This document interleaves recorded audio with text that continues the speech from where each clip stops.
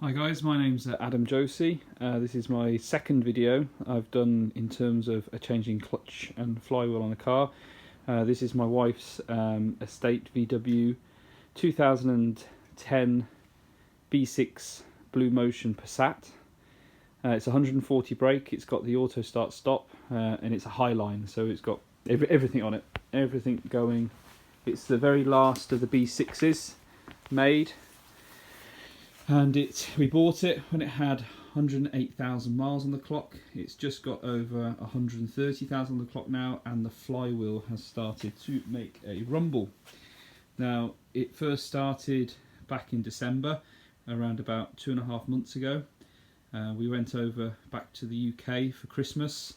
We came off the ferry at Holyhead, and we were just queuing up at the traffic lights, and there was a massive clonk, and the car actually stalled. And then when we restarted the car, there was a horrendous rattle and rumble coming from the front. Immediately turned the engine off, restarted it again, and the noise went away. We drove it over the 2 weeks we were over in Christmas in the UK, and every so often you'd hear a rumble at startup, which has progressively got worse and worse. So this is my second clutch and dual mass flywheel I've done. In a previous video you may see on my channel, you'll see that I did the clutch and flywheel on that Ford Mondeo over there. That was about 2 years ago. When I did that, it was again just over 130,000 miles, I think it was on the clock. It's now done 200,000 and it hasn't had an issue since. So what this video is going to be about is just showing my take and experience on changing the clutch and flywheel on this particular car. I'm not doing a service or anything like that at all. It's only actually just recently been serviced. Purely what I'm going to be doing in this is just the clutch and flywheel, because that's the only fault on the car. So here is the clutch and flywheel that I've purchased. It's the original manufacturer one. And what's interesting, because this is a Bluemotion version of the Passat, it actually has a slightly different flywheel. So when you go onto all of the websites looking for car parts, you'll find kits coming in around about 350, 400 euros. And they'll be fine if it was just a standard Passat. But because this has got the auto start stop functionality on it, it actually has a different flywheel. And if you change it for the lower cost flywheel, you'll end up in more problems further down the line post doing a bit of research on the internet. So what I'm going to do is I'm just going to start the car up. Now you may or may not hear it. It's only just, you know, as I said, in the last sort of 2.5 months started to be a problem. But we'll start it up and then you'll hear, and I'll just put it in gear. I've got the handbrake on and we'll just try and get it to make the noise.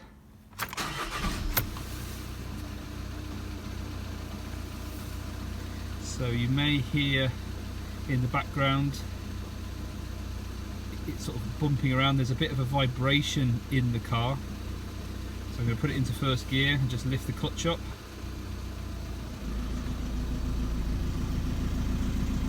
Oh, stalled it there, a bit too much.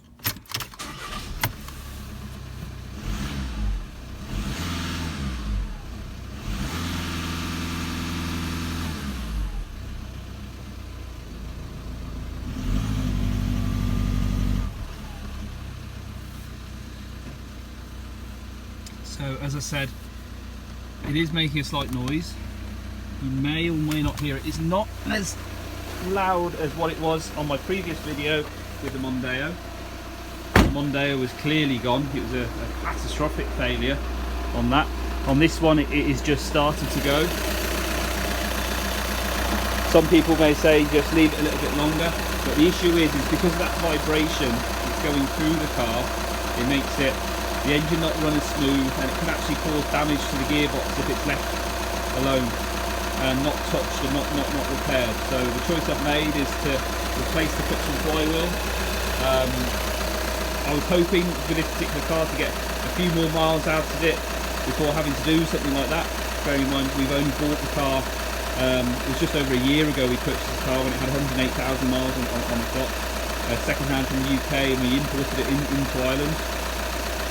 Other than that, it's been a fantastic car. It's fantastic on fuel and everything else.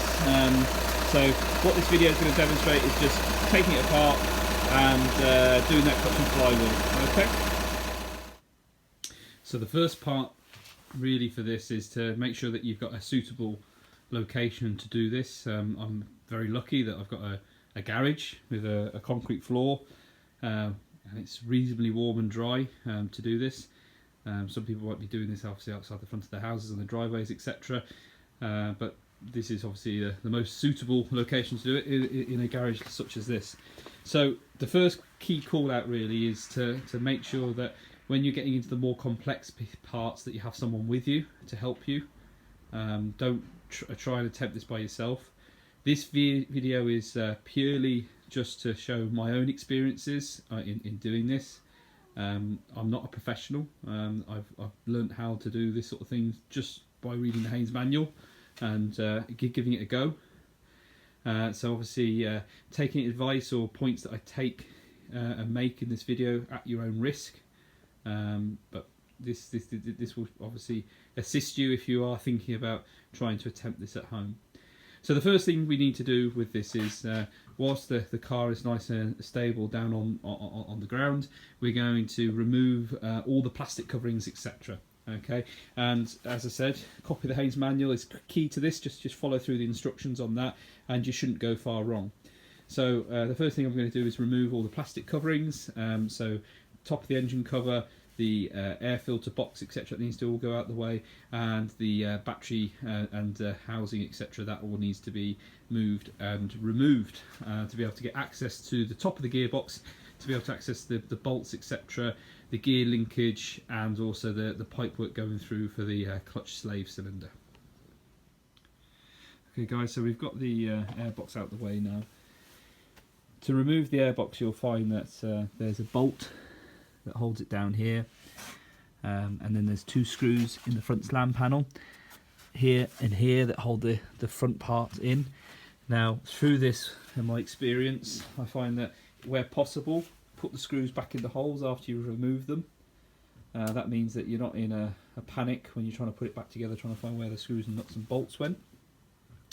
Also, this is quite key here, I've got a brand new dustbin sack.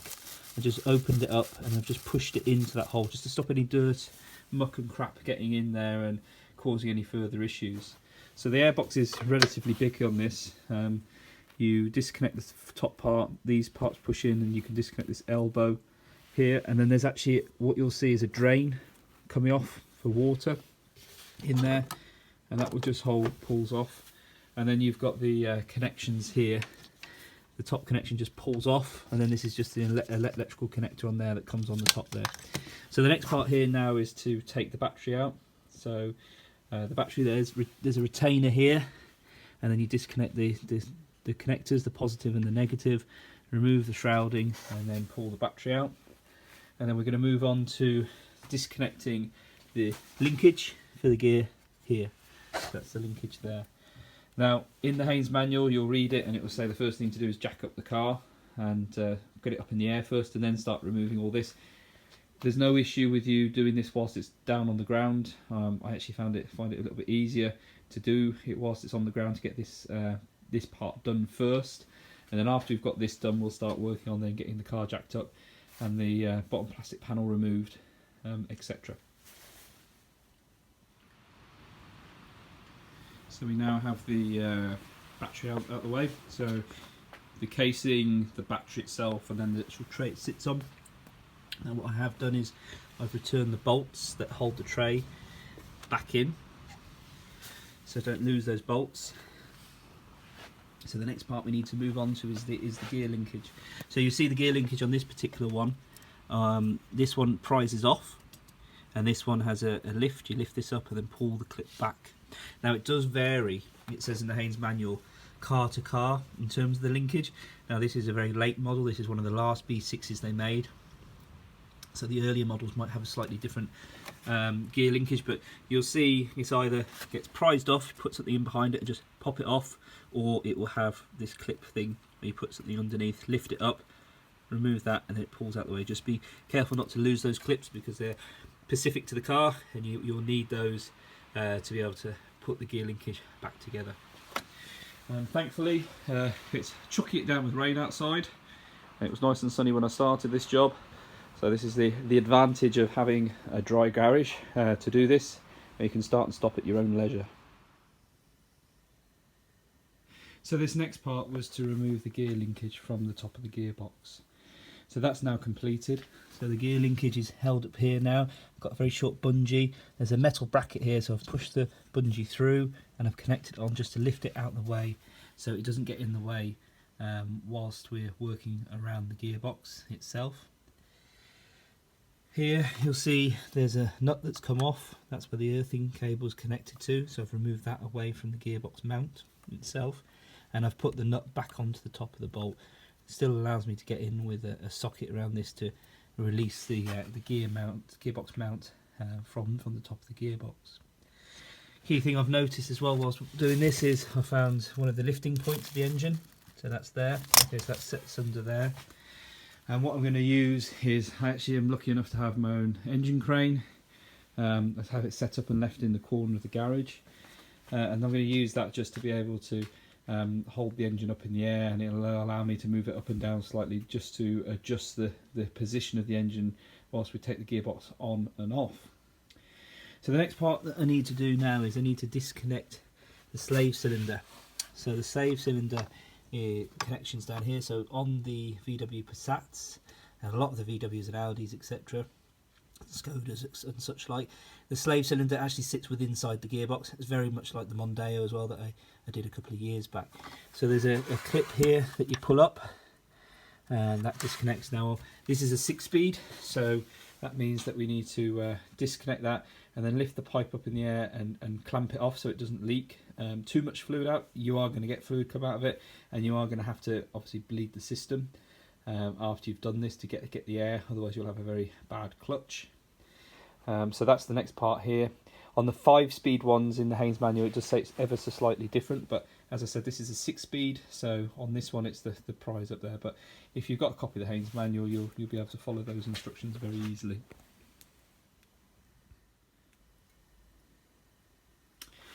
So we've got the clutch slave cylinder connector off now. So prized off the clip closest to the actual end of the gearbox.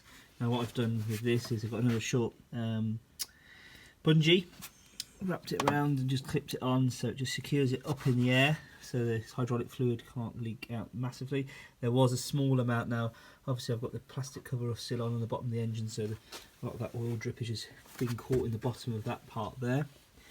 Now the last thing here you'll see that needs to be done in this part of the engine is these connectors here. So I don't know which is which, but one of these will be the reverse light sensor. So there's a 2-pin one there, so you just push back on the back here, hold it and pull it back, and then at the bottom here is another one. Now this is, because this is a Bluemotion, it has a neutral position sensor. That helps obviously the computer understand whether the car's in neutral or not, so that it does the start stop part when the car's running. But both those connections need to be taken off and secured out the way so they don't get damaged. These are, can be very brittle clips.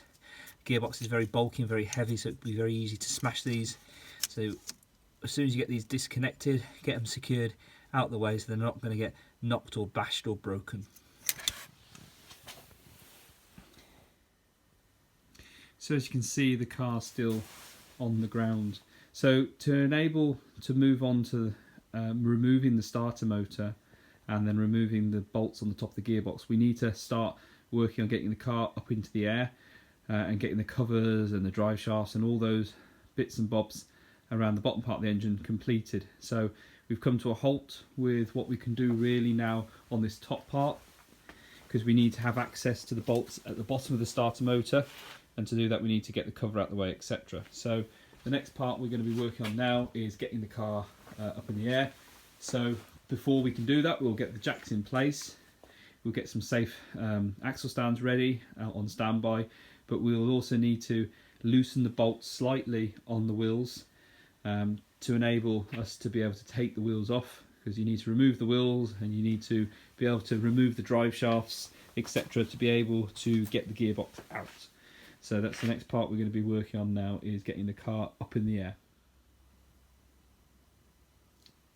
Okay guys, the car's now up in the air, so I've got it all jacked up. So using the guide in the Haynes manual, I've jacked it up in the air. I'll just show you underneath. All the plastic trim now been removed. I've put 3-ton axle stands in under the subframe, just to make sure it's nice and secure. The plastic cover has obviously been removed from underneath completely, and I've taken the wheel arch liner out now. I haven't yet removed the drive shafts. That's my next job. But you can see with this particular car, there's huge amount of room around the gearbox. There's obviously an engine mount connected to the back of the gearbox, and the Haynes manual does allude to and leads on to say that you need to obviously disconnect the exhaust system to allow the engine to have a bit of movement to get the gearbox on and off. However, very pleased with the way it's looking compared to the nightmare that was the Mondeo. The previous car that I did a couple of years back, this particular job, you had to drop the whole subframe underneath the car just to get the gearbox out, which was a nightmare in itself. But you can see here, really good room to work and get fully around there. The only sort of tight part there probably is just in there on this piece here, the gearbox, but other than that it's actually pretty decent amount of room, and you can see the bolts exposed, etc. So the job I've got to do before I take the drive shafts out though is I need to now drain the gearbox of all its transmission fluid. The engine will be quite cold now, so it's going to take a little bit of time for that to drain out. But once that's done and it's drained, then the next job will be to separate the ball joint here. To separate that, to be able to disconnect and take apart the drive shaft, etc. So we'll move on to that part now. So I've got the gearbox oil now draining off nicely, and the next thing I'm going to start working on is the starter motor. So there's some plastic covers at the top here that you need to remove, and there's a bolt at the top there. And just coming in underneath the car,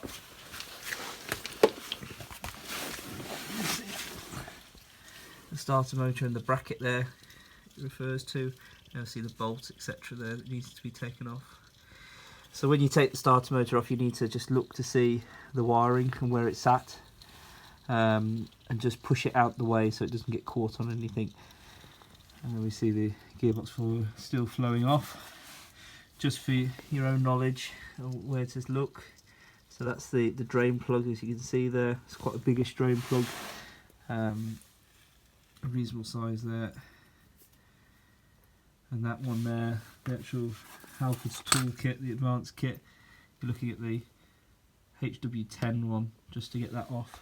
So we'll leave that there draining, and whilst that's draining we'll just get this starter motor out the way. So the starter motor is now out of the way. It's held on by 2 long bolts. On the bolts is a nut that holds this bracket. This is just some of the wiring loom, etc. It's an earthing point, I believe, onto the gearbox. And this is the first time you'll be able to see into the actual bell housing of the transmission. And this is where you'll see the clutch plate and start to see the flywheel. Obviously the hole's so small that you can't see anything in terms of what might be wrong, etc. But with the vibrations going through the car on tick over and every so often the noise, etc., I'm 99.9% positive it's the flywheel that's failed. So the gearbox is now finished draining. So my next steps now are to remove the drive shafts. So the drive shafts here, you undo the 3 bolts at the bottom. 3 bolts and nuts, I should say. and that drops down. So you probably have to have a pry bar to pull it out.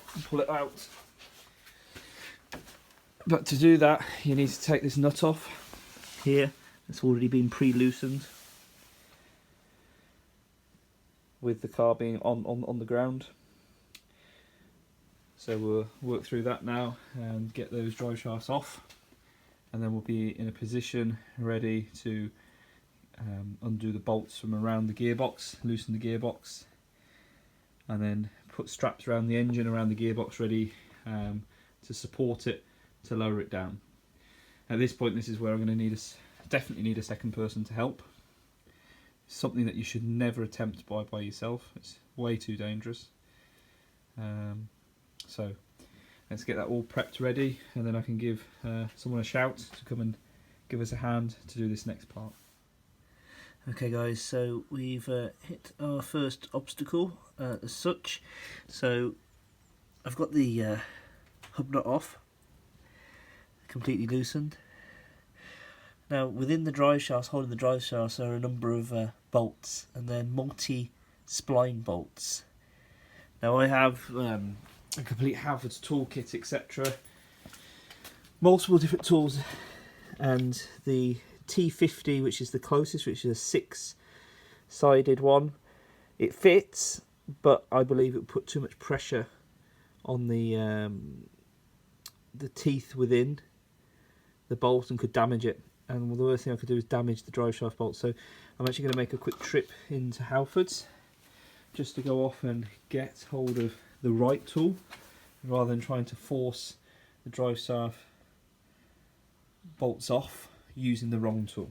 So bit of a snag as such. It's just something to think about, that you must make sure that you have obviously the right tools, etc. there, and obviously have a car available to you to be able to get the tools there. So as soon as I get back, I'll be undoing those bolts and then hopefully removing those drive shafts.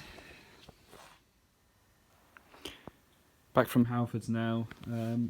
So unfortunately you can't get the M size ones here individually in Halfords. For the particular one I went to, it's quite a big one over in Carlo. You have to get them as a complete set. So the choice was either buying this complete kit, this 36-piece socket set that was €57 to get the fitting, or to spend about €150 on a larger set, which is very similar to the one I've already got. However, the newer versions of these sets now come with the M fittings, these ones here that VW are now using. Unfortunate, I've had to get the whole kit, but then again, by doing this job myself, I am saving on the labour, and I'm sure these fittings will come in useful in the future. There's obviously some decent fittings there, etc. And the quality of these particular fittings is absolutely excellent. I've been using Halfords Advanced stuff now for probably well over 10 years. I think it's brilliant quality, and you get what you pay for. The silver linings to it was the oil. So when I went in, they had a big offer on the oil at the front desk, and they were selling the oil for this particular car. Instead of being usually 55 to 60 euros a container, they're actually doing it for 20 euros reduced. So I actually got the next 2 oil changes worth of oil through. So that was good. So this particular fitting here, the M10, there it is. Okay, this is a slightly tighter fitting. Now there was a socket set they did, which was 150 euros, which had a slightly longer end on it. But you see that fits in nicely there, and all I need to do is obviously rotate the hub. The slightly longer one had a bit of more of an extension bar, would have probably come out to about there, may have made it a little bit easier. The advantage though is I can just loosen them off now whilst this is all together, make sure they're nice and loose, and spin the hub around to get them through on both sides, and go from there. And then once they're nice and loose and just hand tight in there, I can then separate the joint. I'll just show you now underneath a particular bit there. So you see the nuts are completely off now on both sides, ready, and just need to use a pry bar to lever that off. Now what will happen is I lever it off, the arm will actually want to go up because of the way it works. So you just need to put a bit of pressure on it to separate the joint, and once it's separated, you'll be able to pull the hub away, and then with those loose, just finish off untightening them by hand, and then there you go from there. So that's what we're going to move on to next. Get those drive shafts off, and then once that's ready, get the crane into position. I'm going to probably, now thinking about it, use the crane on the gearbox, and then I'm actually going to use the joists in the roof. I've got a complete chain block here, which I can set up. So what I'll do is probably attach that over 2 joists, drop that down onto the engine, onto the points here, so one there, so that I can adjust the engine slightly up and down to be able to do that. There is a little job I've got to do on the back, which is loosen off the exhaust system. If you don't loosen the exhaust system off, then you're going to have a difficulty being able to manoeuvre the engine slightly. So that's what we're up to next. Okay, so I've got the bolts loosened off on the drive shaft. Now you will need, at this point, 2 people to do this. So what you need to do is you need to put 2 in just to hold the disc. You need someone to sit in the driver's seat to put their foot on and off the brake to rotate the drive shaft round. So once you rotate the drive shaft, you can get in there and you can loosen off the bolts. Now, key thing here is this connector. You need to disconnect it. This is the oil level, I believe, or some sort of oil related sensor. Okay, this bracket here, you'll see, you just basically reach your hand over, lift up the clip, and it clips away, pulls out the way. If you don't take that out the way, once you take the drive shaft out, the weight of the drive shaft will drop down and you'll snap the clip that's there that goes into this connector here. So you need to make sure that's out the way. So I've actually taken all of the bolts out of the drive shaft. What was actually interesting on this side when I did this one was 2 of the bolts were actually pretty much hand tight in there. They weren't really that tight at all. The others were very tight. Don't know if that's due to the vibration of the flywheel going through, causing them to slightly loosen. You'll notice on the actual bolts themselves, there isn't any Loctite or anything like that on them to hold them in place. It may be that this has had a clutch and flywheel done before, prior. Well, we'll find out when we start taking it apart and look inside to see if it is a replacement or not. It's sometimes very hard to tell, because obviously someone might have before me put on a manufacturer original one on there. But just to show you there, those are the bolts out of those drive shafts on that side. The other side's done, and as I said, on the disc, just use the bolts that hold on the wheel just to go through, just to lock. Now there is a centering thing here, but it is much better to secure it in place and make sure the disc doesn't spin round as you're pulling it around. I mean, you're doing it by hand, so you're not going to put a huge amount of pressure on it, but it's better to do it like that. But you'll see there, so that's completely loosened off now. The next part now is just to prise open the ball joint, separate it out, and from that point on, the drive shaft should come out. Obviously the gearbox oil is all out of the gearbox, so we shouldn't get any spillage or anything like that. Maybe a little bit of residue will come out, but yeah, that's where we're at now. Okay, so that's the drive shaft out. I must admit, it was actually probably the easiest drive shaft I've ever had to remove from a car. I used a very long pry bar. Picked this up actually in it's a Work Zone one from Aldi, but I used the anti-roll bar point here and just put the pry bar in that way around, and just one gentle lift up and it's separated really easily. Lifted up the actual steering end there and just moved it out the way. That then was obviously separated, and then the rust, because the age of the car's close to 10 years old, so this is obviously sealed in. So very simply, an old extension bar, just took the extension bar, put it in here so it's flat against the actual face there, and literally a couple of gentle taps with the lump hammer, just Nothing hard, nothing major, just a couple of little taps, loosen that up nicely, and then that just separated and pulled this away. The one thing I did whilst I was sort of holding the hammer and holding the extension bar in place is I just literally used my knee and just pressed it up against the disc and just used my knee to pull it back slightly as I was hammering it, and just made sure that it wasn't smacking off into here. But no, it was actually, I'd say, as I said, this side was very easy. I've got to do the other side now. I may be eating my words when I go to do the other side, but I must say that was really, really, really easy. I've been very impressed actually in regards to this car, in terms of, apart from obviously having to nip out the house to get those tools, or that extra tool, it's been very, very easy to work on. Lots and lots of room to get round things. Okay, so I'm going to move on to the drive shaft on the other side. Right, so back to it. So the drive shafts are now out on both sides. So that's one there. That one was actually slightly easier than the other side to get out. The drive shaft pulled off to one side, and then I extracted it out. I was glad I disconnected that oil sensor lead though, just because as it did undo, it did drop slightly, and if that wire was in the way, it would have broken that for sure. So what I've now got is I've got my crane in place, so I'm using the crane to actually support the engine, and then I have got a chain block attached onto this, so there was only room to put the chain onto the engine support onto the crane, and then I've just used a reasonably decent strap and wrapped it down a number of times. It's actually gone around that 5 times and strapped back to lock it in place. That is not going anywhere.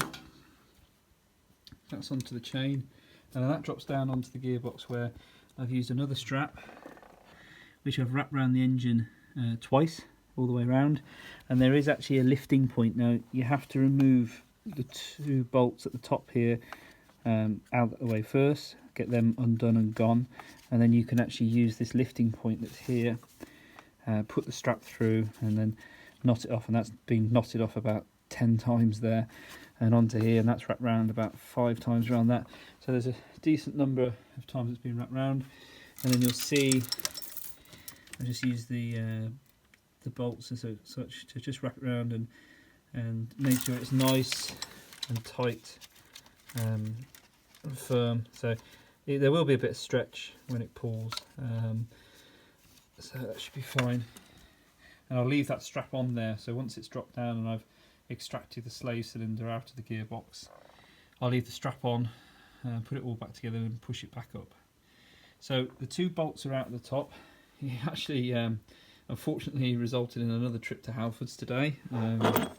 So what I didn't envisage was the bolt that's closest to the lifting eye actually has quite a long part to the top of it. So that resulted in the requirement of an 18mm long socket.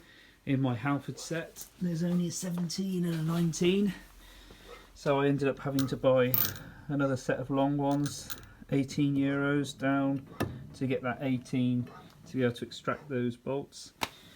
It also resulted in me buying another cabinet, I guess with the expansion of the collection of tools while doing this. Again, obviously because I'm doing the lathe themselves, I'm saving a huge amount, but yeah, so I've got myself another cabinet to sit on top of there.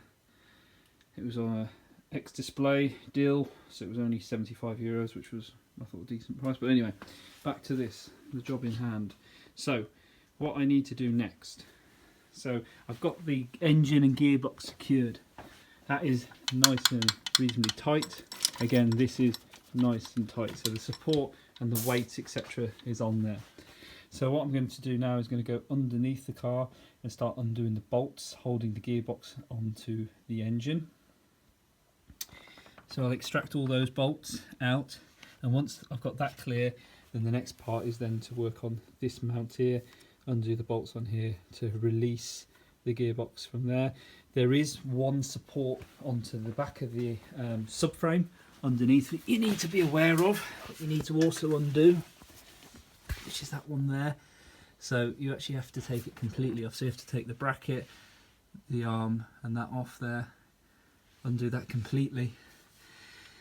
Now it does refer in the Haynes manual to loosening the steering rack, and I have looked and looked and looked, and I cannot see how the steering rack has any bearing or any impact on the removal of the gearbox. There is absolutely no way. The steering rack's behind the anti-roll bar. There's nothing there that I can see that impacts and blocks the gearbox. Now, certainly on my video I did a couple of years ago with the Mondeo, it was a complete other story, complete nightmare. You had to take the whole car apart just to get the gearbox out, the whole subframe, everything had to be dropped. And the reason why I'm sort of missing that step out of the Haynes manual is because when you read up about undoing a removal of the steering rack, it actually impacts the tracking of the car. So you have to mark it up fully. If you're going to just do a DIY job, you have to mark it up fully, the position of the steering rack, to be able to get it repositioned back once you tighten it back up. Otherwise you knock out the tracking of the car. I guess you can say, well, fair enough, you get the tracking knocked out, you can nip down somewhere and get the car retracked, but that's another 65 quid there. So I have looked and looked and looked. I cannot see anything that stops this gearbox from being dropped because the steering rack is in place.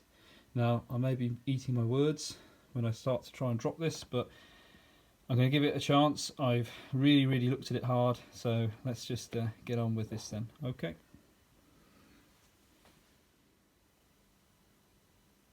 Okay, so this part now, we've got the top of the gearbox mount off completely, so that's completely free, and there's those bolts removed there. All the bolts at the top are completely removed. The engine's completely secured. Now I have hoisted it up. I have got an assistant here with me now, helping me, namely my wife.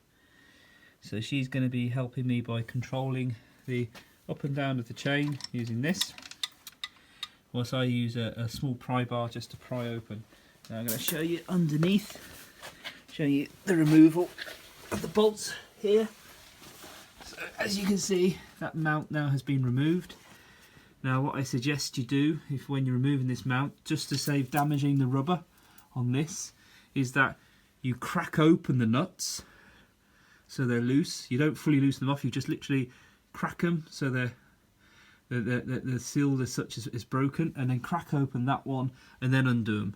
If you undo these first and then try and undo that, you'll be fighting the rubber and you'll end up cracking and perishing that engine mount.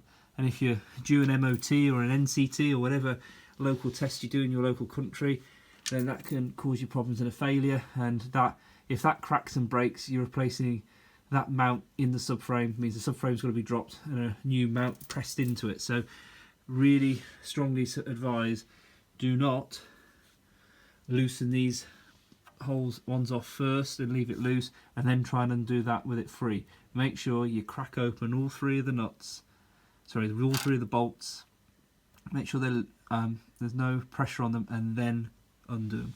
So those are all off. Now at the bottom of the gearbox, there's a bolt here at the front, that's gone.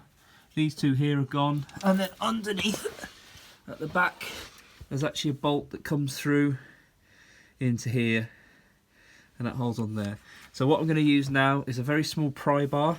I'm just going to ease the pry bar in between the gap between the engine block and the gearbox just to free that off, and then we're going to go from there and release the gearbox from the engine. Once it's released, we can then mess about with hiring and lowering it and getting it out the gap. Now we haven't got a subframe to contend with here, so hopefully it should be a hell of a lot easier than previous cars that I've done.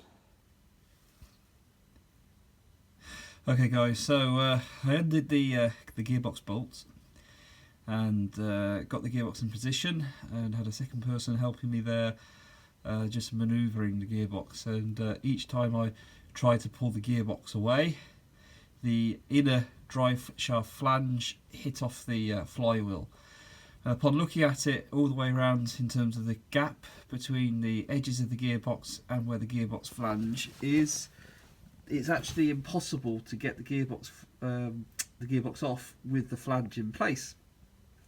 Now, I had another look at the Haynes manual, and as I mentioned at the very start of this video, that this is a 2010 B6, so it's one of the last B6s they made.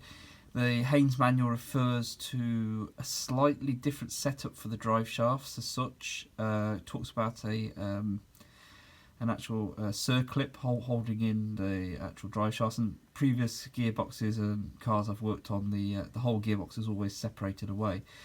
So I had a look on the internet on this one, and lo and behold, you have to remove this inner flange to be able to remove the gearbox. You can't get the gearbox off very easily unless you really, I don't know how you really do it, but basically everyone I've seen, this has to come off.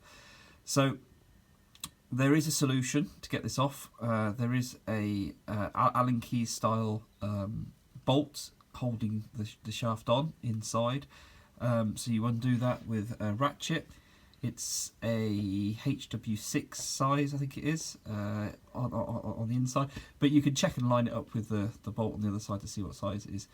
And then you put a spanner on and put in two of the bolts in place here to hold through, and you hold the spanner. Whole purpose of this is, as you try and undo this and spin it, if you didn't have this in place and held in place, every time you try to turn it, the whole thing would spin. So what you do is you put one hand on the spanner here to stop it from spinning, and then you undo it here. And then the reverse will be, I'm sure, when you put it back together, is you'll have to put the spanner and everything back on to tighten it on so it doesn't loosen whilst you're driving. I'm actually probably going to put a bit of Loctite on these as well, just to make sure, because when I was taking this car apart originally, the two of the bolts holding on the drive shaft were actually hand tight. They weren't actually fully tight, and there doesn't seem to be any Loctite or anything on the bolts as I remove them anyway.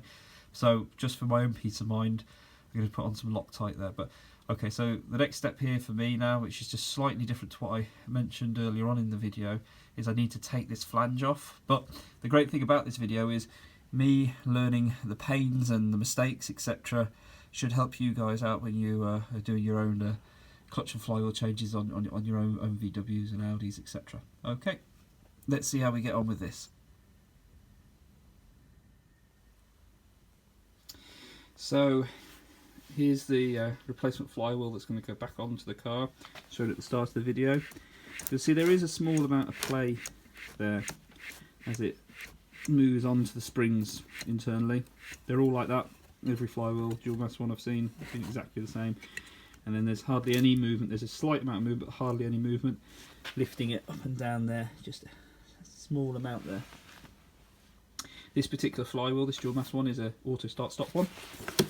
So it's part number 415058310. That's 415058310 LUK. Significantly more expensive than a normal LUK flywheel. Pretty much nearly double the price. But on looking on the internet, as I mentioned at the start of the video, there is a difference between auto start stop dual mass flywheels and standard ones. This car, obviously, when you're at traffic lights, at junctions, etc., is constantly turning on and off. So it needs, I guess, a more sturdy, a more robust dual mass flywheel, and I think there may even be a slight weight difference between it, because obviously the strain onto the starter motor, constantly turning it over, etc. But bought it as part of the a separated kit, so the clutch, the slave cylinder, and the bolts came as one part of the kit, and then bought this separately. So it was a little bit more, but it was needed. There's the flange there that took out the inner drive shaft flange, and now you'll see there's the gearbox off the car. Inside you'll see the slave cylinder held on by these three bolts. So the next part I'm going to do is take that off. Now the bearing itself, there's no noise in the bearing. It's pretty good actually. So that's fine, but obviously that's all being replaced, so happy with that. And then this is what you just need to make sure this is all nice and clean. when you put it back together, because you're going to put the drive shaft back into there, the inner flange, and bolt it all together. So yeah, so that's that part. So coming on to the issue with the car. So you'll see there's a huge amount of play in this. I'll just swap over my hands. Make my life a little bit easier holding this. Use my right hand. You'll see that there's play in, out. You shake it all about. I'm surprised it's not fallen off yet. But no, it's very loose, very clunky. Sort of confirms my suspected flywheel failure. Now we're going to take the clutch plate off and see if there's any signs of wear and tear and damage. And then when we take the flywheel off, we'll look on the part that mates onto the actual engine and see if there's any damage or anything like that. It's not as bad as the last dual mass flywheel I did on the Mondeo, where you could see the spring actually coming out the side of the flywheel.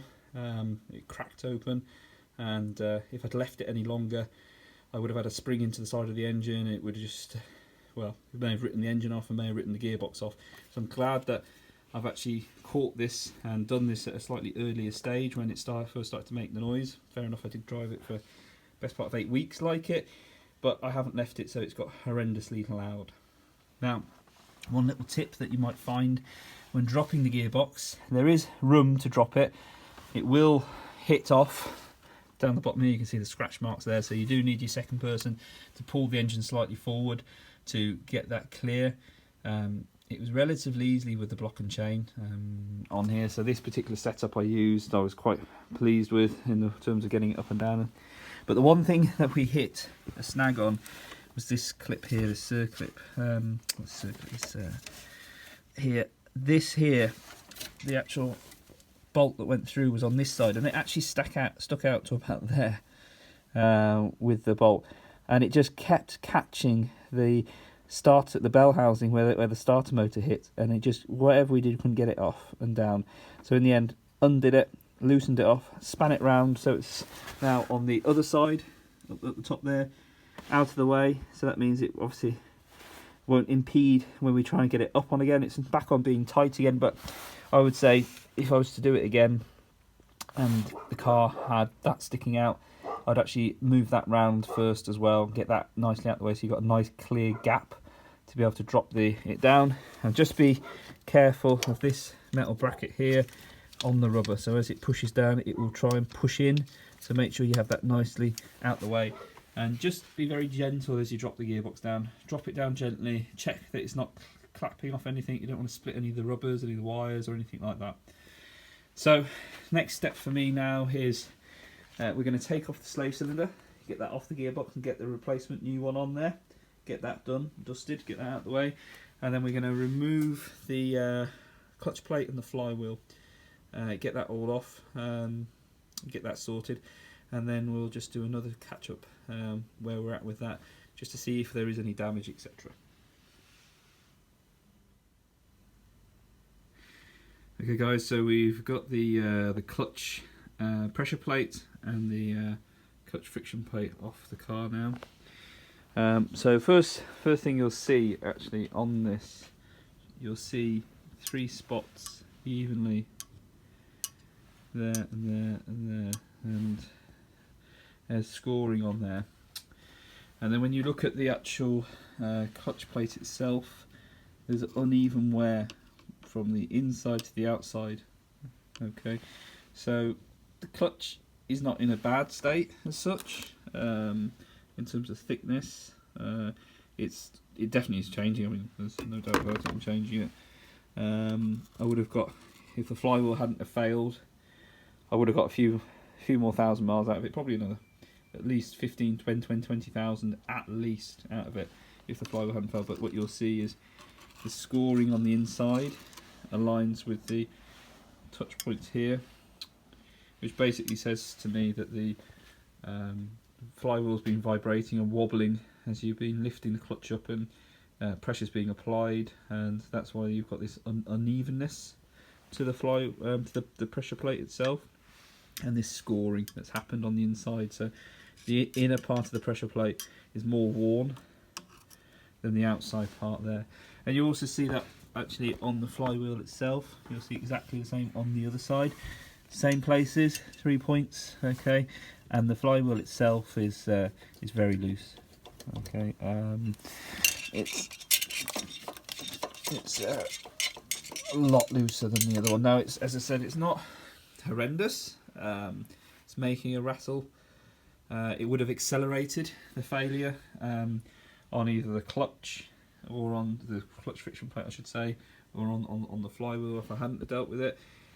I probably could have got a few more thousand miles out of it and just dealt with the noise and the rattling, etc. at tick over and at idle. But the whole purpose of the dual mass flywheel is to protect the gearbox and to make it a smoother riding car. You don't get the vibration through the whole car, so I'm happy that I've changed it. Whilst I was doing that, I've actually done the slave cylinder. Now I've applied a small smidge of high temperature grease to the splines onto there. That's just to assist it.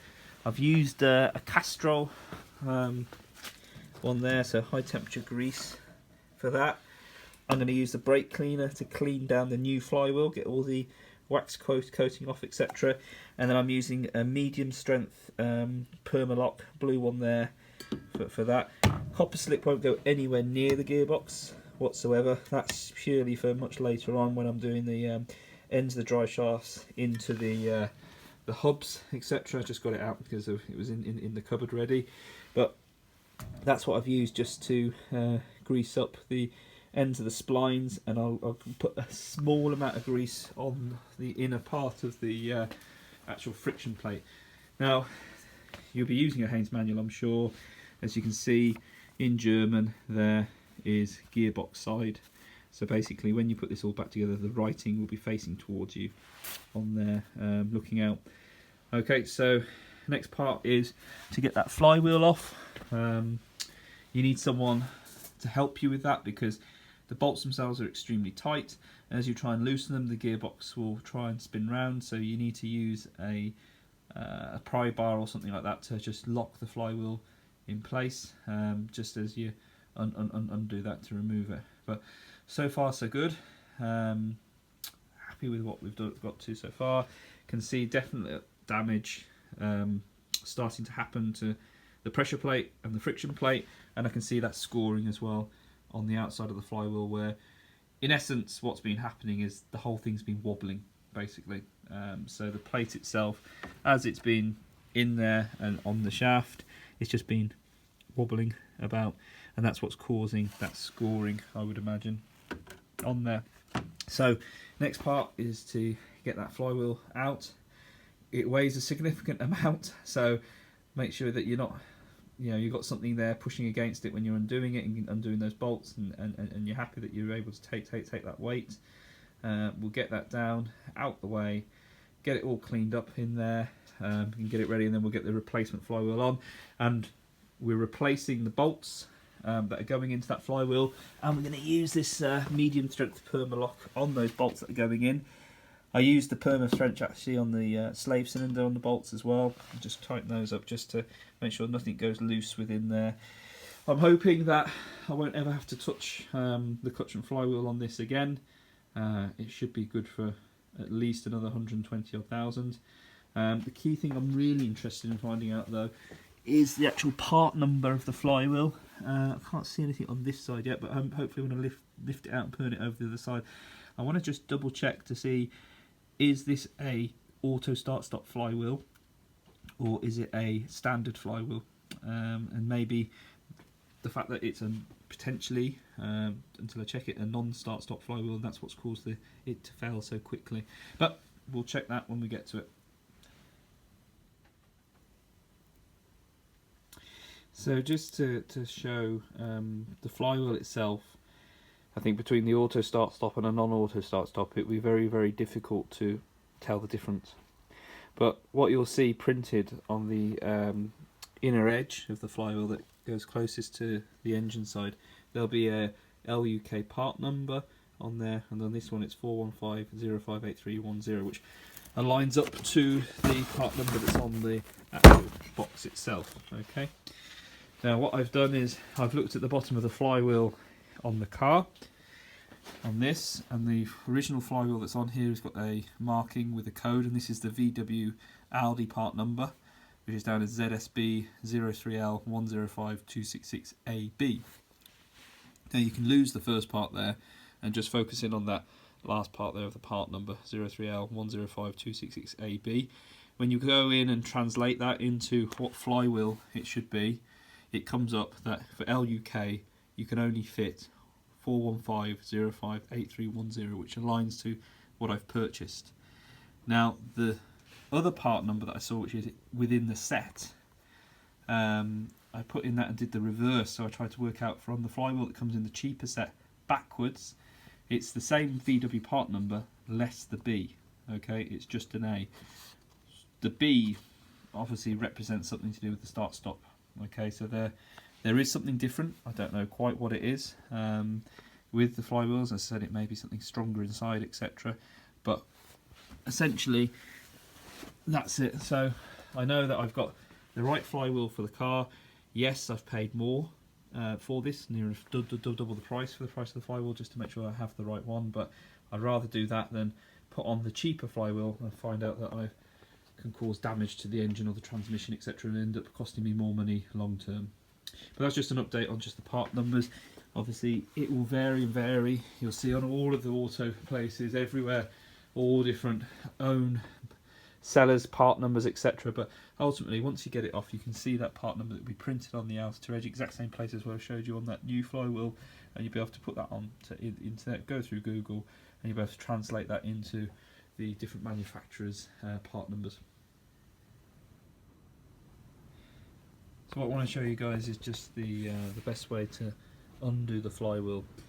So if you have got a second person with you, there's a couple of ways you can do this. First way is you can just use a long pry bar and use a pry bar off the subframe onto the flywheel to lock it in place. I actually find the easiest way for this is just to get yourself a long screwdriver, quite a thinnish one. Okay, take that and put it in this dowel here and lock it across like that and hold it against the flywheel. Then take a long breaker bar. You'll get these breaker bars off of Amazon for about 15-20 quid. We get them in Halfords for about £24-25 for the Halfords Advanced stuff. And then stick on the end of it an M12. Okay, so it's another multi-spline tool, M12. I'm quite glad that I bought that kit that I needed to get the drive shaft splines out. I didn't have one this size, but anyway, definitely the kit was the way forward for me now. But put that in there and then basically lock it across with one hand, and actually I've managed to crack open all the bolts just using one hand on the breaker bar whilst having this locked against here. Okay, undo about a quarter of a turn. You don't want the flywheel dropping off. I mean, it's a heavy thing, so just undo that, and then once that's the looser quarter on each side, get yourself a ratchet with the same thing and just undo it. Get yourself under the car ready to catch the flywheel. Okay, just gently remove it, and the bolts themselves, you're going to replace them, so you can chuck them in the bin or do what you like with them, because you need to put brand new ones on there. Okay,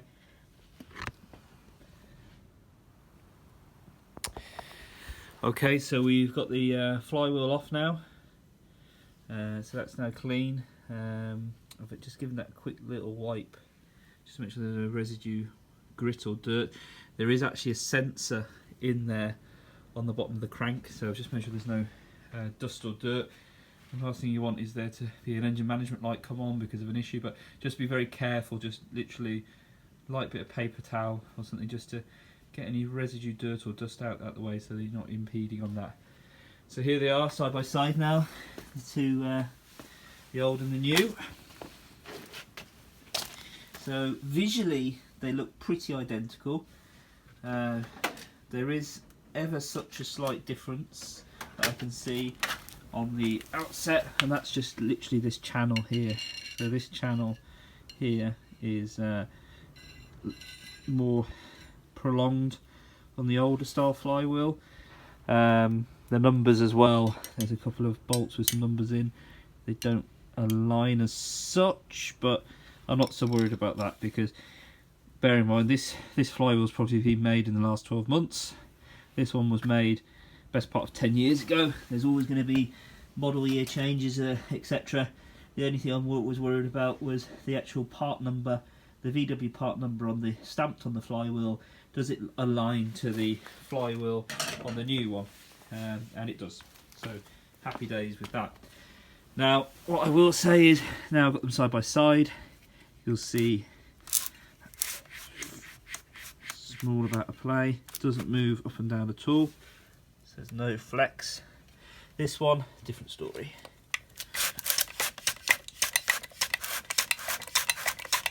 Lots of play. Okay, and it's, looking at it, I would actually say what's probably happened with this flywheel is not so much the springs have failed yet. I think the springs are probably on the way out. But what I think's happened is that bearing that sits in the middle there, this one here, that bearing has failed. It's started to go on it. So just flip this one over so you can visually see the difference. Just be a bit more careful on this one, so just go bang. But there you see, nice clean bearing here. Now there is obviously a bit like your alloy wheels and your wheels on your car, there is a weight. They are weighted because nothing's perfect when they're manufactured, so they spin them up and put a weight on them. But other than that, it's looking pretty good. So next steps is to put it back together now. So what I've shown you in this video on how to take it apart is exactly the same, just in reverse. Got to be very careful though in terms of getting the gearbox back on. I've put a little bit of grease on the splines there. I'll wipe the excess off. I need to clean this slightly with a bit of tissue just to make sure there's grit or dirt in there so it doesn't damage the seal. But it is essentially the reverse process, putting this back together. You can see there actually a little bit of damage caused, unfortunately, on the metal plate. You just see it here. Now I'm not sorry, this is just a protector plate. It's pushed back on. Once it's pressed, it should be fine. But basically, this was when I incorrectly, I didn't remove that inner driveshaft flange and tried to get the gearbox off with that on. You learn by your mistakes. If I was to do it again, I'd know for next time, especially if I was working on an Audi A4 or A6 or any other VAG range, Skodas, etc. Friend, or if I have a future car, another one, and I need to do clutch and flywheel, I know for next time.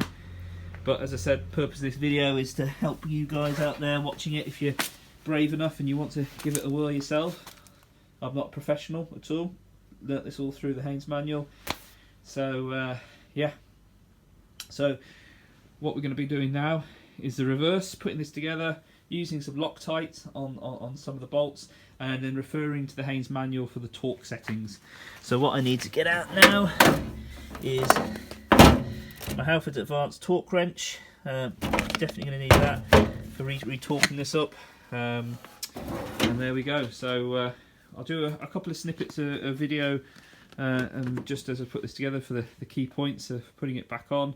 But yeah, happy days that I've got this apart, got the flywheel off, and yeah, let's get this back together now and get it back on its wheels. Okay, so the new flywheel is back in place.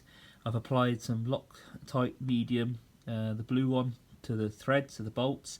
You'll notice that one of the bolt holes is slightly off centre compared to the rest, so you'll see actually at the top here, these two are very close together. There's a bigger gap and then they're more even, so that allows you to basically line it up and get the flywheel in the right place. So using a ratchet and the M12 fitting, the multi-spline tool, I've gone along and tightened that on. So I've lifted the flywheel in place, I've put the bolts in, I put one in lightly without Loctite on, and then started to apply the Loctite, and I've basically gone along and just gone 1, 2, 3, 4, 5, 6, and then I've just gone and repeated the pattern. So gone through, going one side, the other side, back, through, and just gone round in the pattern to basically tighten to make sure it goes on as even as possible. So I've done it as tight as possible with the ratchet, and what I mean by tight as possible with the ratchet is to the point where when you're pulling the ratchet round, the flywheel starts to move. Okay, so all these bolts are in the same position, so they're all tightened up until the point where you can now move the flywheel. So the next step now is to use a torque wrench. Now, reviewing the Haynes manual for the M12 bolts, it's referring to 80 Newton meters to tighten that flywheel bolts on. So what I've got here is I've got a Halford's Advanced one here. Now I've got this set to 40. Okay, this only goes to a maximum of 60, so this is 40. So what I'm going to do is going to go and torque up all the bolts to 40, and then I've got a much bigger torque wrench here, and this one's set to 80. Okay, so I'm going to use that one to basically finish it up here and make sure they're nice and tight there. Again, just go around in an even pattern. Don't do one side first, then the other, because what you'll do is you'll put the flywheel on not straight. So make sure that you basically start here, go to there, go to there, go to there, go across, and then back, and just do the pattern. Try and be as even as possible. Okay, so as I said, start wherever. So you can start here, go to here, go to here, go to here, go to here, go to here, and just work through in that sort of fashion and that pattern. And what that will mean is it will pull the flywheel onto the crank straight. Okay, 40 Newton meters to start with. That'll be my first pass going around with that one. Make sure it's nice and tight. And once I'm happy that it's to 40, then I'll go for the much bigger torque wrench, and I'll get that up to the 80 mark. So we're now on to fitting of the clutch pressure plate and the friction plate together onto the face of the flywheel. So first thing you're going to need really is some form of tool to do that. So this is a clutch alignment tool. There's two ways, there's a number of ways you can use it. So we've got this piece that can rotate on and go onto there, or you can run it like this. So for this particular gearbox, I'm going to try just doing it like this and see how we get on. You're going to need some thread lock, perm lock medium again for the bolts. Your ratchet. Now these particular bolts here, they are fitted with a multi-spline, which is a 9 exactly. Now it talks about an M6 or an M7 here, 13 or 20. I'm not entirely 100% which ones of those bolts are, so I'm actually going to do them the same torque as M7 bolt. So put it up to that with some thread lock on. This gearbox side, so that goes on, faces towards you with that same gearbox side, and the pressure plate.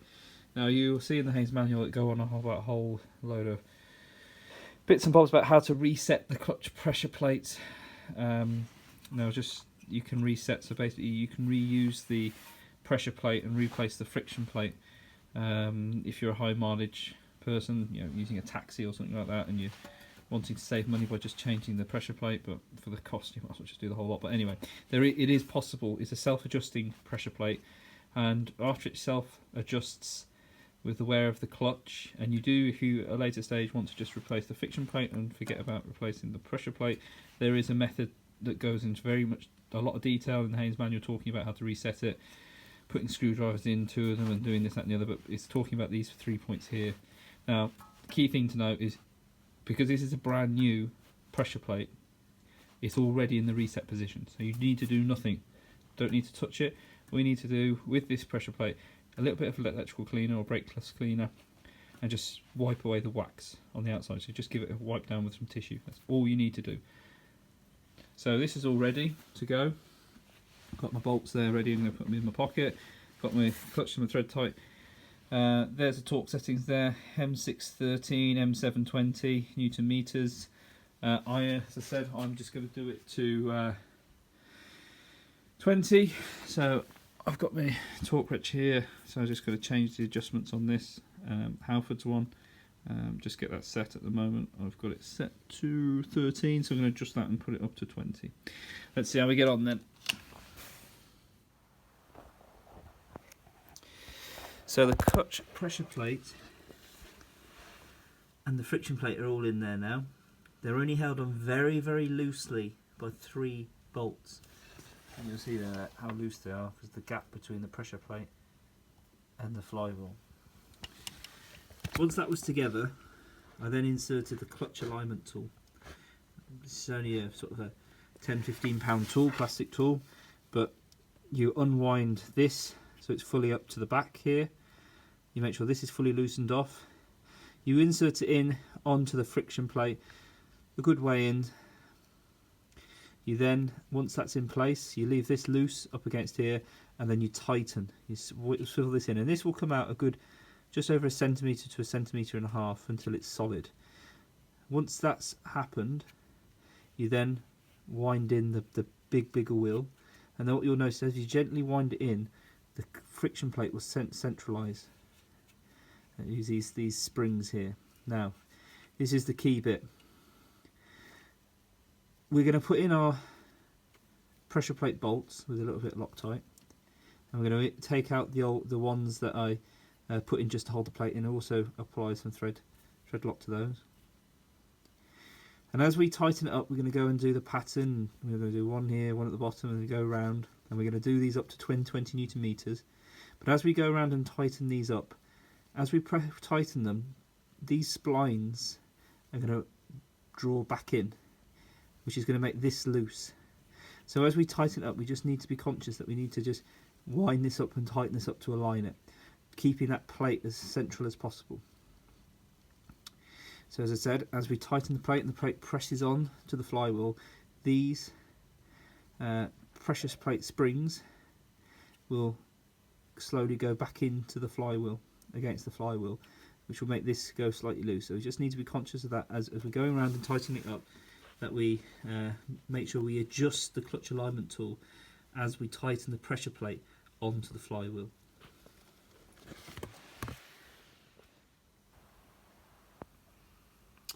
Okay, so the pressure plate has now been tightened on, 20 Newton meters I've tightened it to the flywheel. As you can see there, the actual springs on the pressure plate have retracted in. I've applied a small amount of very, very small smear of high temperature grease. You can't use copper base, it's got to be just lithium or something like that, CV joint grease or something like that. Just put that on the spine just to assist the gearbox as it slides on. Visually, the clutch looks aligned to me. We'll find out when we try and put the gearbox on, but yeah, visually it looks right. And going round it, work the diagonals, going down, top, bottom, etc. Make sure you work diagonally. And as I did it, I turned each one half a turn with the ratchet, half a turn, went round, half a turn everyone, and then tightened the tool 2 or 3 spins, and just went round like that. Probably I went round maybe 7–8 times, I think it was. But each time I'd done a complete loop around, then I'd come back to the clutch alignment tool and just tighten that back up, just to make sure that that was kept central. Loctites on those bolts, so when that sets they'll be nice and firm. As I said, they've been done to 20 Newton meters. So now I'm in a position where I can get the gearbox on. Earlier on I fitted the slave cylinder, that's all in there nicely. I'm going to leave the plastic cap on just to protect any dirt or crap getting in there. Just leave that on as long as possible. What I do need to do is just get a bit of tissue and just clean that out. I might actually wait until I get it on the car. Might leave that grease in there just to catch anything, and then once it's in place, then get a bit of tissue and clean it out before putting the drive shaft in the flange back on. But what I do need is, I need to make a phone call, get someone to come and help me, because this, I probably need 1 if not 2 people to help, just so I don't knock the clutch and flywheel. It's a little bit fiddly. You're going to need 1 person to pull the engine forward, another person playing around pulling the gearbox away with the chain, and then someone up underneath watching the alignment. And then once it goes in, push it together onto the dowels. So these are the dowels here, you'll see. Push it onto those, and then once I've got it on, then I can put a couple of bolts in and tighten it up. So I'm going to make a phone call now, just get some help and get this gearbox back onto the car. Okay, so we've got the gearbox back in place. It was a little bit more difficult than I was expecting. You essentially, with the actual chain block, it helped in terms of the control, but what I ended up having to do was had to put a strap onto the bottom hole here, onto the lifting point. It was a winch strap, so that when the gearbox was coming up, instead of it coming up straight like that, it actually had to come up sideways. So you had to bring it up sideways, and then once you got it up into the position, release the winch strap slowly to twist it over, and then bring it in onto the engine. Definitely you need 2 people or more to do that. I did it with 2 people in the end. It took probably best part of 25 to 30 minutes to get the gearbox up and into place. The little bit of lithium grease did help, obviously, getting it onto the shaft. So once you had it mated onto the drive onto the actual center of the clutch, and you could see there was about just over a centimetre gap all the way around, and it was just touching on the dowels. I put some bolts through and just basically very gently, evenly pulled it in onto itself. And once I was happy that the bolts were in place, I wasn't putting any real pressure on them. I then got a piece of wood, just a nice thick bit of wood. I've actually got it down here on the floor. There it is. I just basically from the bottom put the piece of wood up, watching where the clutch pipe is, so I wasn't pressing against the clutch pipe and damaging the clutch pipe, but you'll see there's a nice bit of metal there. Put the piece of wood down, and then from the bottom just basically just gently levered it while someone held onto the chain and just shook it. And just that motion of it being shook and the push, it just basically popped straight in. Nice and easy. But I wasn't expecting, I just don't remember when I dropped it down, putting it at such an angle to get it out. But basically, as I said, the gearbox has to go up on its side like that. Up, once it's in position, then you can release and down. And I think that's actually probably the reason why they put a lifting eye here, and they actually put a lifting eye at the back there, so that you could probably control and twizzle it. Once that was in place, I then put the engine mount back in there, and that's all nice and tight. And now the crane has all been removed and pushed out the way. So that's now nice and firm in there. Next part now is getting the dry shaft flange back in place. So I just need to get a bit of tissue and just give that a gentle clean out, just to make sure there's no grit or dirt in there. Get that drive shaft flange back in place. It's the reverse of how to remove it, so I'm going to put a couple of bolts in, the spanner, and just use the ratchet just to tighten that back up, and just work on from there. So I'm going to work basically in the reverse order of this video now, just putting the car back together, and I'll just put a few more clips as I get to a bit more complicated bits, just to remind people how it went back together. So hopefully the reverse process should be nice and simple. There'll be a few bolts that I'll be applying a small amount of Loctite through. I know I've mentioned Loctite quite a few times, but I am a bit of a fan of it, just making sure that things are nice and tight. But yeah, so happy days, got that gearbox on. As I said, it wasn't as bad as I thought it was going to be. I just wasn't quite expecting to have to bring it up through into the car, basically on its side, to get it in.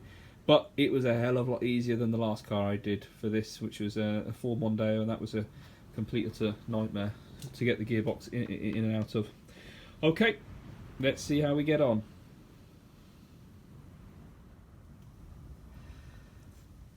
Okay guys, so the first thing you just come across, which is a little bit fiddly, was the returning of the inner drive shaft flange. So as you can see, the spanner's been swapped over to the other side, with the bolts coming through. You need a ratchet with a short end on the end. That's a 6. That will go inside in there with the bolts, if I can get it to meet onto that, wherever it was. There we go. There we are. So anyway, you need that. But the key thing here actually to note is you need a pry bar, okay? To be able to do this, you need a long pry bar, okay?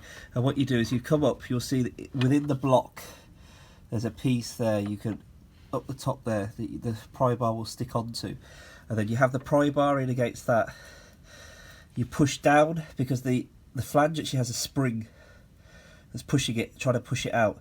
So you need to have your left hand on the pry bar pushing in, and then your right hand on the ratchet. As soon as you get it to bite and it starts to thread, you know, starts to take, you start winding in. Keep going and keep going, and don't stop until the actual whole flange starts to spin. Once the flange starts to spin, you can then take away the pry bar, and then take your left hand and hold on to the spanner, then to stop it from spinning, and then do that up nice and tight, okay? Don't put any Loctite on that particular bolt that goes down the centre, okay, because that is actually going into the gearbox. You don't want to get any Loctite into the actual gearbox itself, so don't put any in that. But I will apply the next part. I'm going to put on the drive shafts. Actually, no, tell a lie. The next part actually I'm going to do is, yes, I am actually. I'm going to do the drive shafts next. I'm going to get those drive shafts in.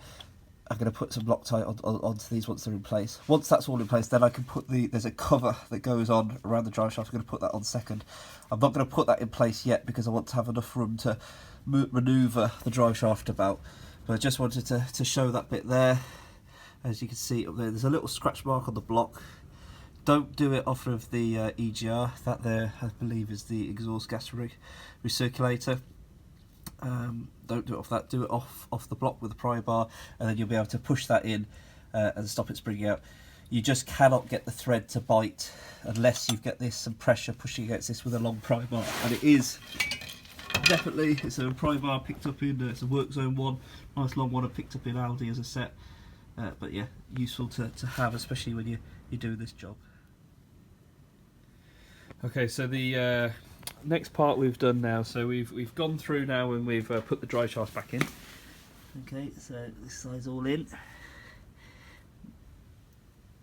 Now you will need a second person to help you do the drive shafts. The reason for that is for putting their foot on the brake. So as you're tightening the bolts on the drive shafts, you need to have obviously the brakes firm so that you can get them as tight as possible. So on both sides the drive shafts are in.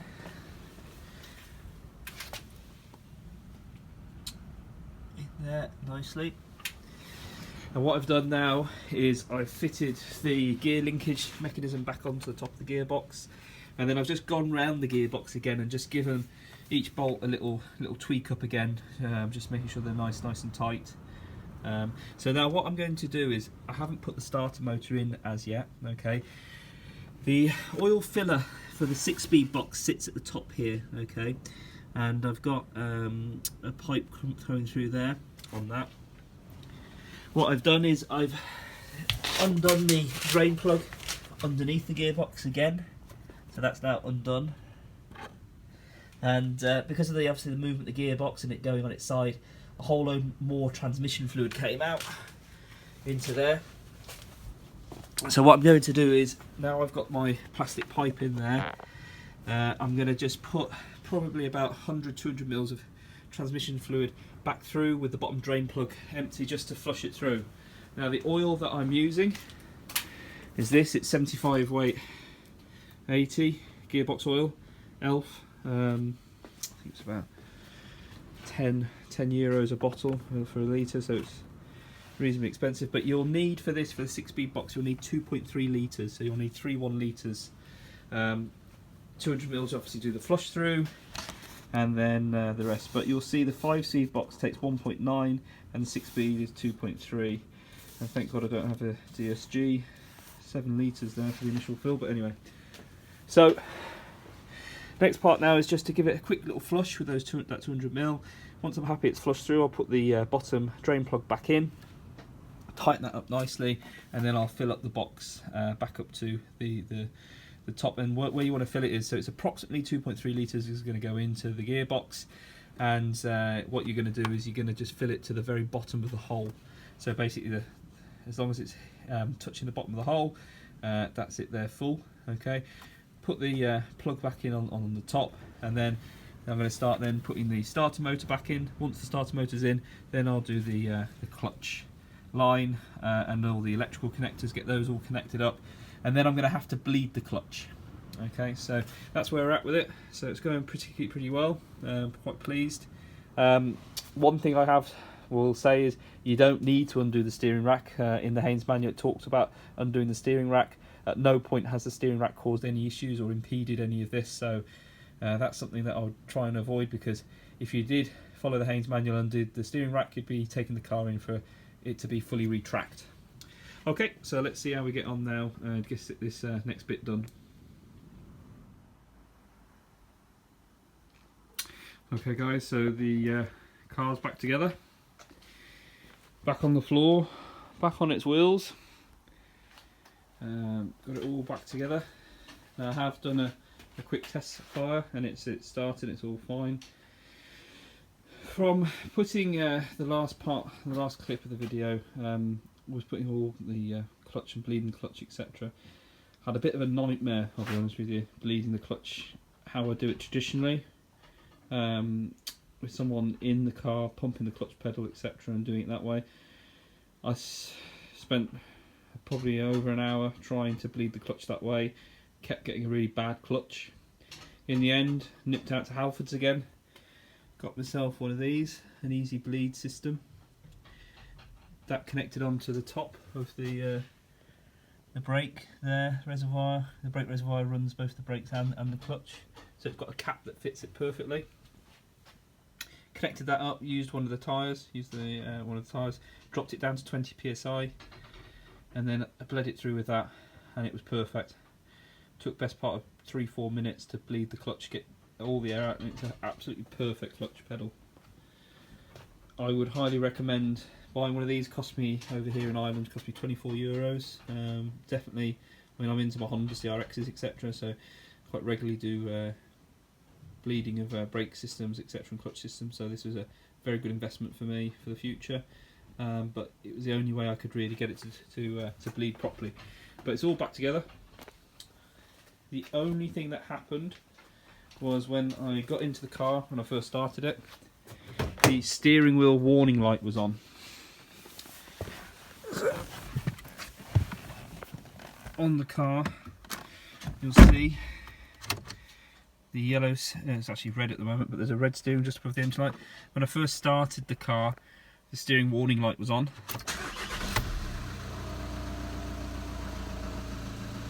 And basically what that means is that there's a potential fault with the steering system.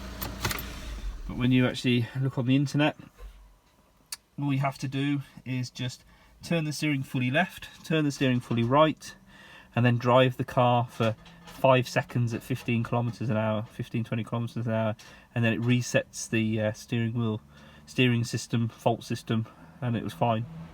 So don't be afraid of that when you put it back together.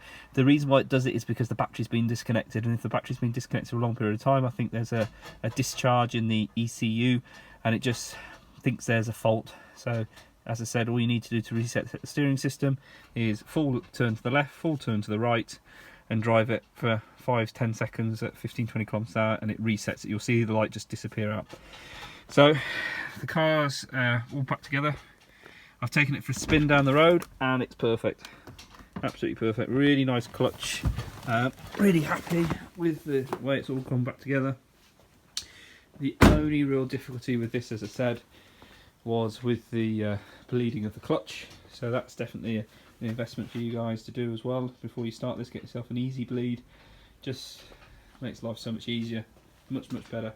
And then obviously what you need to also get is wrong drawer. You're going to need the Halfords kit at least, and you're going to need these multi-spline tools, the M12 and the M10 and the M8. You'll see going through the car.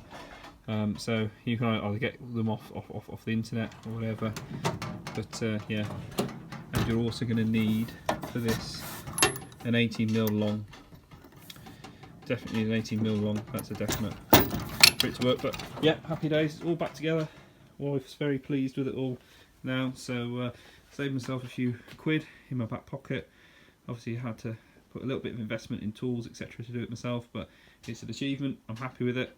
All I've got to do now is just take it for a little bit of a drive and then just retighten up the nuts, and also make sure that that centre one is fully tight. I've already tightened it on the ground, just going to take it for a little spin and just make sure that's fully tight. But there you go.